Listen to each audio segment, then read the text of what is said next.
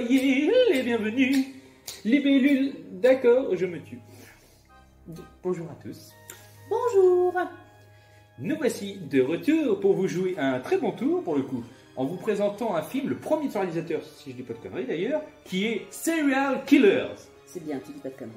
Ouais, pour le titre, il s'est pas foulé, hein, clairement. Donc, un film réalisé par Mike Mendes. C'est facile à prononcer, c'est non, cool. Pardon, c'est parce que je trouvais que c'était... Donc, un réalisateur qui est tombé, on a rien qui est renversant. qui est pas très connu, mais qui a fait des films sympas. Bon, un de ses films les plus connus, c'est Le Couvent.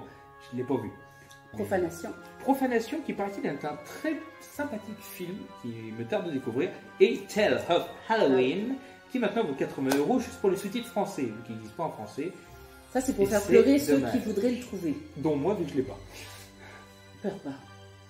J'aime pas quand tu pleures. Bon, d'accord. Ça fait du bruit. Au niveau des acteurs, sadiques, nous avons Nanette. Nanette, c'est joli, Nanette. Moi, je pense à Nanette, mais Nanette Bianchi. Bianchi. Tout le monde est content de Nanette. Nanette, hop. Qui joue donc dans un film magnifique, The Killer Eye. Des studios Full Moon, il est exceptionnel. Pour rire un bon coup, c'est dans l'absurde, c'est magnifique. De 1999, c'était pour finir. L'année, en beauté. Damien Damian Hofer. Offer, qui joue dans Serial Killer. En fait, c'est son premier film. et son dernier, peut-être, je ne sais pas. Non, ça, c'est méchant. Mais non, mais je sais pas si elle joue dans le film. Non, mais c'est méchant. D'accord. D'accord. Dave Lacroix. Oh, bah, je fais Bon, ça. Dave Larson qui a fait Shower of the Blood, C'est pas vu. je connais pas. Et alors, le point drôle, il a joué dans L'Alpaguer. Oui, celui-là, avec Bébel. Mimou. Oui, oui. Avec c'est notre celui-là. bébelle. Alors ça, c'est le truc amusant parce que, voilà, on s'y attendait pas. Non, j'avoue, là, c'est... David Gunn, qui a un joli nom, faut le dire. Non, c'était nul. C'était Ouais, mais tu me l'as forcé. D'accord. Donc, qui a joué dans Vampire, qui a joué dans Le Le Couvent, Couvent. justement, et dans Roméo et Juliette. J'adore ce titre. Et c'est surtout un petit succès parce que les studios Trauma jouer dans un film, vu que ça a une certaine aura, Mhm. c'est toujours bon sur un CV. Trop bien. On va finir avec Wendy Latta, qui a joué dans Born to be alive. Born to Lose. Ok. Tu me mords pas. Voilà, donc l'histoire. Tout simplement, l'histoire, si on devait la résumer, deux serial killers envahissent une maison, prennent une famille en otage. Ouais, mais là, du coup, c'est trop résumé parce qu'on peut s'imaginer beaucoup de choses. Ouais, c'est un Et peu en court. fait, on sera loin du compte. Ouais, c'est un peu court. Deux serial killers, frères, Oui. envahissent une maison. De mémoire, c'est pas des serial killers qui ont une motivation, je veux dire, qu'ils prennent spécifiquement quelqu'un. Disons qu'on découvre, attention spoil, au niveau de l'histoire, que ils ont quand même un lien avec une des personnes Oui, qui aurait participé au fait qu'il se soit retrouvé en prison. Voilà. ce qui forcément fait un peu des rancœurs. Donc c'est un petit peu cette personne qui vient titiller en sortant de prison, enfin en sortant de prison, en s'évadant de prison, vu qu'ils Plutôt. en sont déjà je sais pas combien de cadavres. Deux frères Mais qui bon. sont un peu spéciaux car ils sont très séparés. On en a un qui est très réfléchi, le grand frère, Mm. et le jeune qui est beaucoup plus impulsif, il est Ouais. très nerveux. En fait on a deux profils de serial killer, C'est ça, clairement. qui se complètent bien, sauf que l'un serait là clairement rien sans l'autre. Bah on est dans le dominant, dominé, C'est ça. voilà. Donc, ce petit duo, ils vont partager l'affiche avec cette petite famille, qui paraît comme une famille modèle, hein. Franchement, une famille Caricatural. caricaturale, Ouais. mais que tu sens qu'ils ne vont pas te faire de mal quand même, au premier plan que tu les vois. C'est le gentil papa, gentil voisin, gentille maman, gentille voisine et les gentilles filles qui sont très très sages. Quoique, on a déjà un doute Voilà. sur l'adolescente dès le Ouais, départ. clairement.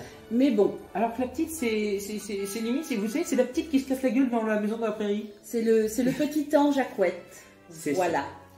Donc tout se passe bien, enfin mal, du coup, pour cette famille, jusqu'au moment où plus le film évolue, plus on voit que Plus cette la famille situation est bizarre. part en cacahuète. Pour les serial killers. C'est le principe du chasseur-chassé, C'est ça. qui en plus, va y avoir la police qui va se mêler. tout à fait. avec une charmante demoiselle qui va se mêler à tout le lot. Et même elle, en fait, on la voit pas arriver dans ce qu'elle va être comme importance par rapport au serial killer. Et gros spoil, mais je le sous-entends plus que je le dis, c'est là que vous allez pouvoir voir des alliances contre nature. Clairement. De toutes sortes. De toutes sortes, Clairement. et également des personnages par contre qui évoluent. Ils restent eux-mêmes, mais ils évoluent dans leur façon de penser. Ils se dévoilent plutôt. C'est des personnages qui se dévoilent. Pour une partie. Mais pour par exemple les tueurs, là plus que ah bah alors eux du coup oui, mais il y a vraiment un... Ils complètent leurs facettes. Oui. Et ils prouvent justement qu'ils sont peut-être pas si cons et bourrins qu'ils en ont l'air. C'est ça. En fait, les bourrins deviennent fins, les fins deviennent bourrins. Et c'est un très bon film. Néanmoins, et là je fais encore ma chieuse. Cut numéro 2. Merci. C'est que je ne classerai pas pour autant ce film dans les oubliés. Pourquoi? Parce que je pense que c'est un très bon film. Je conseille fortement de le voir. On passe un très bon moment, mais il reste malgré tout un peu en dessous, pour moi, d'un oublié. Parce que s'il méritait certainement d'être un peu plus mis en avant, il a quand même le fonctionnement de beaucoup de films. Et il peut parfois paraître un peu, comment dire, décousu. Il pêche un peu par son trop grand nombre d'idées et on se perd un petit peu à un moment dans le film, mais ça passe vite, hein, c'est pas désagréable au point, mais c'est ce qui fait qu'il est un peu en dessous. Et il faut quand même féliciter que c'est un film qu'on a apprécié et que c'était un premier film pour ce réalisateur. Tout à fait, et ça sent le premier film, ça sent le réalisateur qui a des tas d'idées, des bonnes idées, mais qui se bouscule un peu.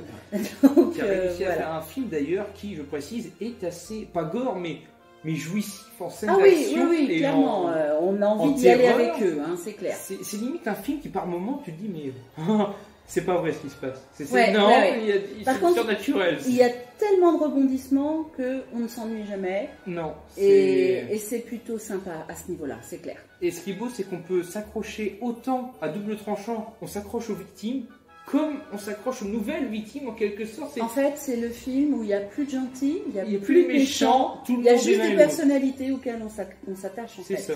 Voilà. Donc il est assez magique sur bien des points. Après, ça reste serial killer, ça reste un film de serial killer. Il y en a eu plein. C'est ça. Qui font dans les mêmes modèles, mais celui-là restera un bon film dans son genre. Clairement. C'est sur ça que je complète, que je finis. Je vais l'achever. On va s'arrêter.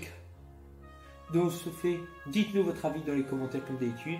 Likez, partagez si vous voulez pour nous aider. N'hésitez pas toujours à nous dire si vous aimez toujours nous suivre. Ah, vous nous aimez. Dites que vous nous aimez. Ça va. Allez, tchuss.